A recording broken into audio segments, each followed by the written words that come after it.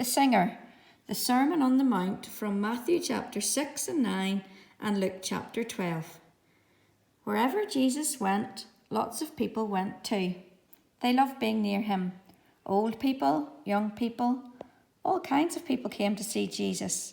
Sick people, well people, happy people, sad people, and worried people. Lots of them, worrying about lots of things.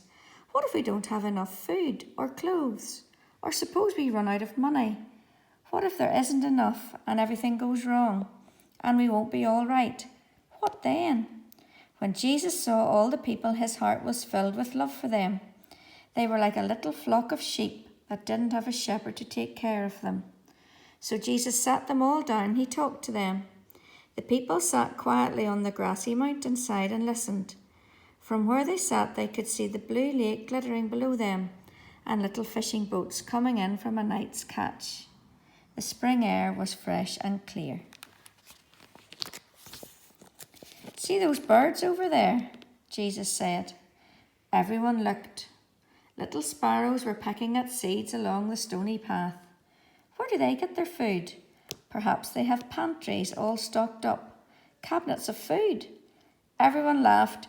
Who's ever seen a bird with a bag of groceries? No, Jesus said, they don't need to worry about that because God knows what they need and he feeds them. And what about these wild flowers?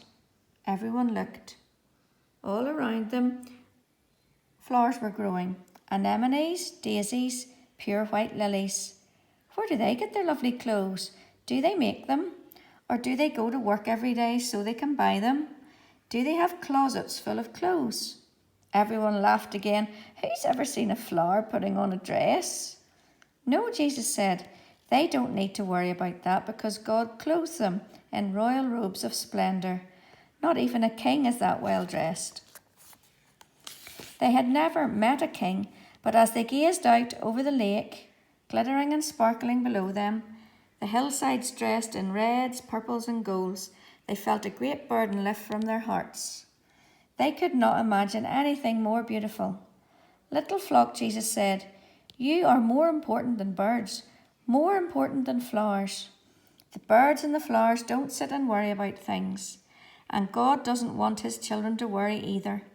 God loves you to look after the birds and the flowers, and he loves to look after you too.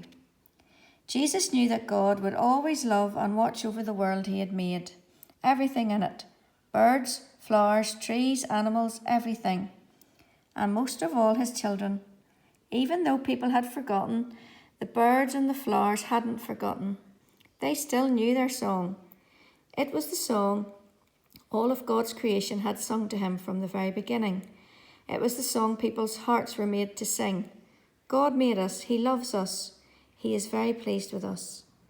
It was why Jesus had come into the world to sing them that wonderful song, to sing it not only with his voice, but with his whole life, so that God's children could remember it and join in and sing it too.